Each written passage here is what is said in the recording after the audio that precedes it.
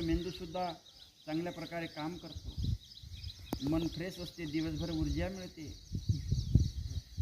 असे अनेक आजार या अनुलोम विलोम आणि कपालभातीमुळे आपल्याला ठीक करता येते. म्हणून सातत्य जर नसेल तर आपण काहीच करू शकत नाही. दररोज आपल्याला करावं लागेल, दररोज क्लासमध्ये यावं लागेल, न चुकता क्लासमध्ये यावं लागेल. मन आपलं चंचल आहे. पक्ष्यांचा आवाज, गाडी घोड्यांचा आवाज आपल्या कानामध्ये आला की त्या ठिकाणी आपलं मन वळतो. त्या मनाला आपल्याला काबूत ठेवायचं आहे आणि एकसारखं मन लावून हृदयातून आपल्याला कपालभाती आणि अनुलोम विलोम करत राहायचं आहे.